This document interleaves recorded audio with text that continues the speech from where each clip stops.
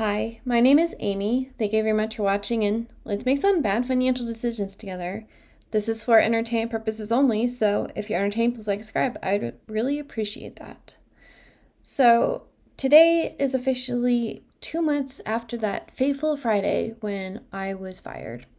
And I'd just like to let you all know how this whole unemployment thing is going for me.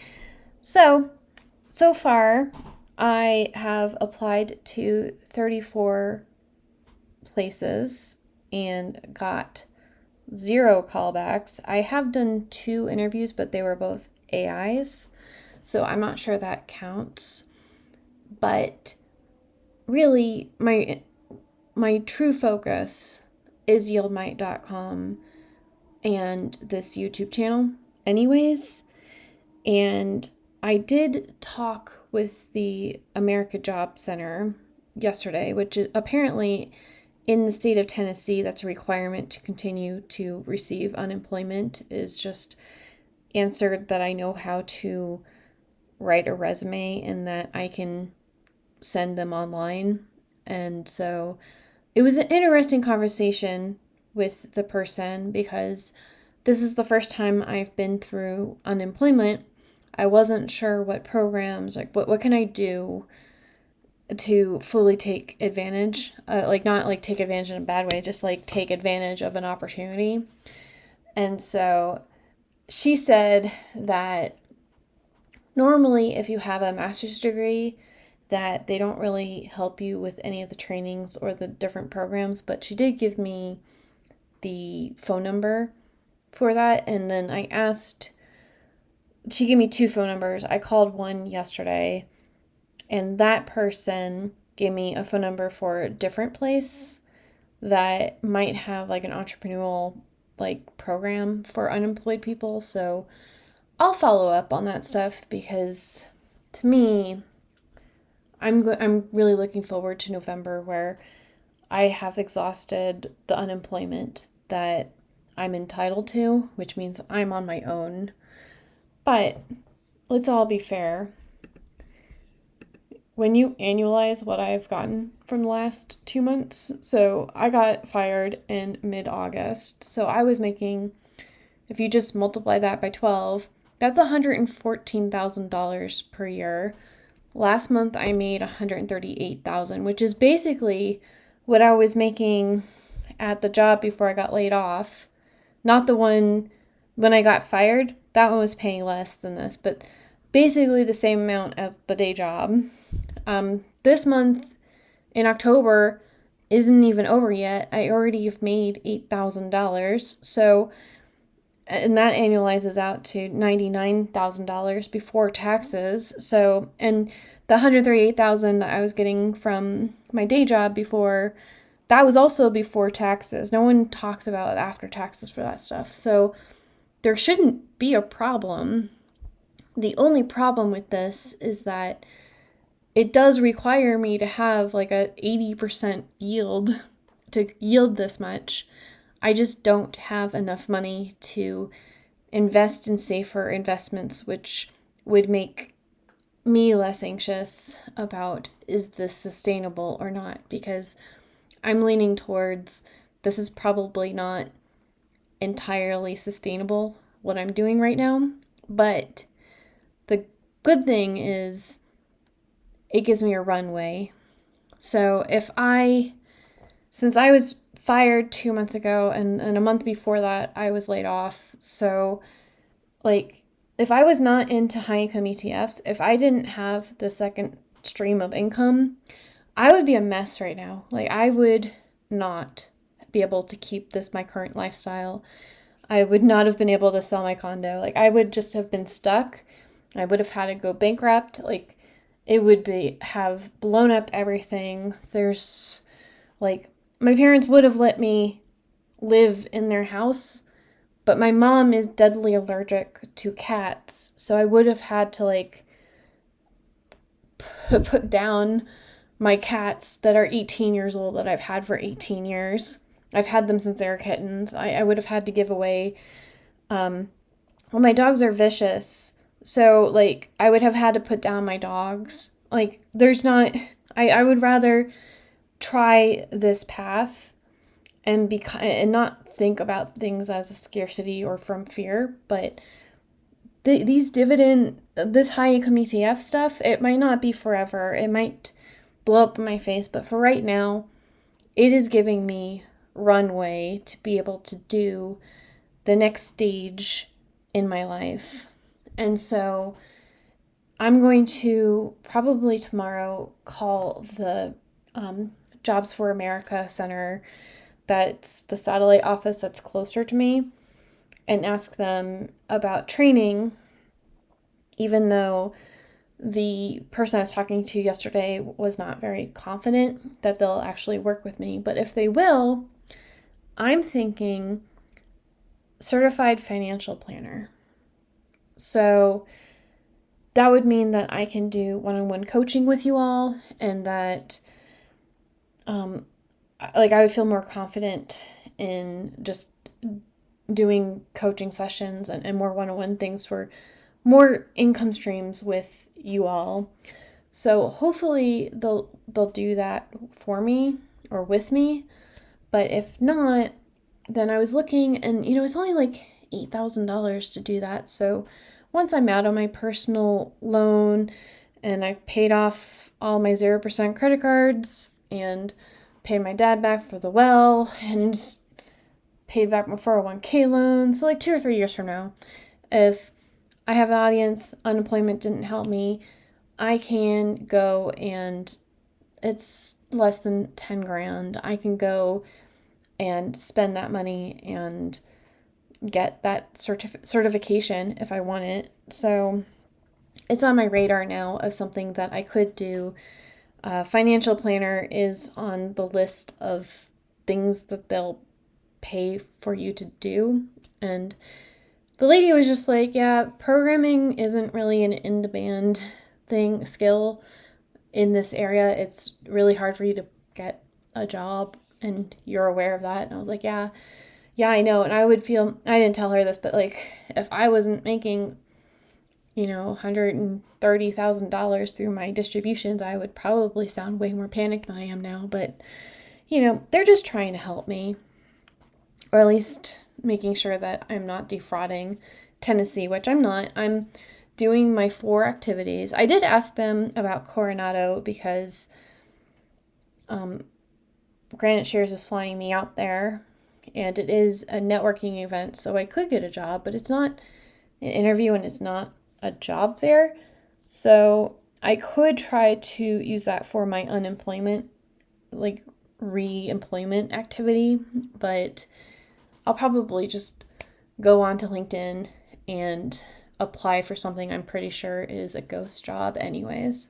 So that's where we are now. I just think that for myself, I had like a little bit of a malaise going on where I wasn't depressed, but my feelings for myself in my heart, I was just not 100%, and I was feeling it, but now I'm feeling much better. I'm feeling very in control, very motivated. So when I get back from Coronado, I'm going to try to, and it's really, really amazing to have control over my own schedule. I was trying before to really balance like cleaning my house and exercising and all of this stuff, but when I get back from Coronado, I really do need to focus on getting work done during the day, like programming work. And so I'm going to have to start preparing my videos the night before. Maybe not recording, because by the time I'm done like doing intense thinking things during the day, doing programming, I'm kind of exhausted at night. And a few of you have made comments where it's like, wow, you sound like you're high or something like that, because I'm speaking so slowly. And it's really just, I am so tired that I speak slower because I'm literally falling asleep while I'm talking to you all. And that's happened a few times before. So I don't like recording at night anymore. But I'm going to have to start preparing for it the night before, because I can't keep getting to work or like to like my self-employment work at 10 in the morning and then recording until 3 p.m. or preparing and then not finishing it until 3 p.m. And then that doesn't leave me very much time to do all the programming things that I need to do. So either that or like, I just need to spend more time actually producing things so that I can set the groundwork to have more streams of income. And it also, like, I really do need to clean my house. And it was my goal to do it this week, just to spend the entire week basically not in front of my computer and do that. But I've had to pre-record all these videos so that I can go on vacation. So everything's an excuse, but it's really nice having control over my own schedule. I can tweak it to see what is my balance, what is everything. So I'm really looking forward to that. And so for the YouTube channel, I might start to try to do more live streams and being on the camera more, getting my subscriber account up, giving you all value. That way I can get brand deals and maybe get paid even more for doing YouTube videos. And then for YieldMight, I actually sent an invoice to YieldMax, so we're going to go with 30 days and then they can renew whenever they want. So hopefully they do renew and we just have YieldMight advertising on YieldMax and advertising on YieldMight. Anyways, that's exciting. That's probably coming around November 1st. And so if they don't feel like renewing by the end of November, I want to have YieldMight Mobile launched and also YieldCalci soft launched. That way, if YieldMax does pull out and I don't have that $1,000 a month anymore, then I can advertise for my own things, maybe put like an Amazon link to something.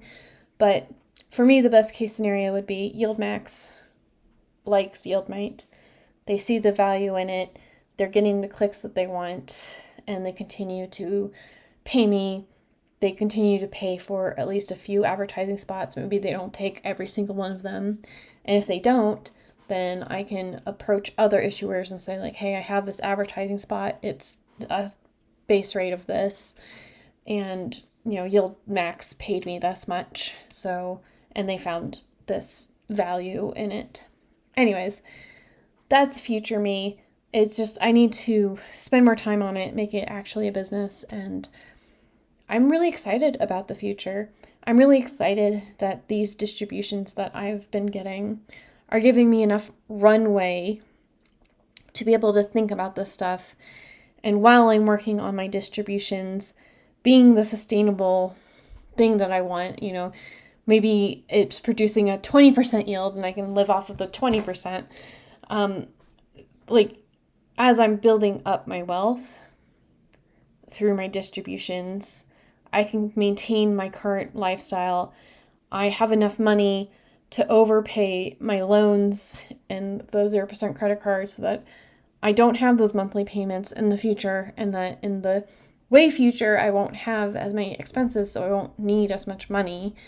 And so, yes, it's been very unfortunate that I got laid off and I got fired, and then I had to sell my condo, and it took 5 tries, and then that was almost $100,000 I spent. And so we are just digging our way through this. We are not complaining. We're just putting our heads down and continuing to work, because that's what it's like. So if I had any advice for anyone that just got laid off, life after layoff, look at your emergency fund. Do you have an emergency fund? Because if you do have an emergency fund and it's in a high yield savings account, this is the emergency. Put it in a brokerage account. Invest in some kind of high income ETF. Do your math, do your research, understand the risks, but get enough to minimally pay all of your minimum payments, and whatever it takes to get your minimums, and reinvest what you can, invest what you can, but just get enough in there. This is your new emergency fund, our high income ETFs. And that way, while you're looking for your job, you're not slowly going through your 1 year emergency fund and you're thinking, oh my gosh, I only have a few more months left. It's taken me 8 months. We're in the middle of recession. What are we going to do? No, invest it. Even if it goes down, even if something like terrible goes on, at least you tried. At least you're trying to get this other income. And, you know, if it falls short, you could do Uber Eats or give plasma or like whatever it takes to get your minimum amount. But I mean, this is why people say have a 1 year emergency fund is when you get fired and you're not going to get fired and laid off in a good economy. When the economy is really good, that is the employee's job market. So we're in demand. And so that's not when you get laid off. You get laid off in the recession or right before the recession. And then it takes you a year or two to get back into work. And then by the time you get back into work, then you have like all this credit card debt and you're in financial distress. And then by the time you maybe get back into some semblance of it being okay, you get laid off again in the next recession. Like that's not the cycle I want to be a part of. I want to be a part of this is what I did. I have my dividends. I'm getting enough for me to survive, and I am working on my own business. I am working on building my own life, my own balance. I'm taking ownership of this, and I'm going to enjoy this and have the time to do things I need during the day. And I'm going to have the time to be able to, if I get invited to go to California, I can just go. I don't have to worry about it being PTO or whatever because I'm not employed by somebody else. I'm self-employed. And I think that this Coronado networking event is going to be worth it for me. So anyways, how am I doing with unemployment? I'm having a positive outlook on this. I'm going to look forward to when I run out of my unemployment benefit and I can just go back to doing work. But I am going to pursue the education because if they'll pay for me to be a certified financial planner, I think that is an excellent other source of revenue for me, for this channel, for us. So anyways, how is your job situation? How have you been using your high income ETFs? And I'll talk to you later. Bye.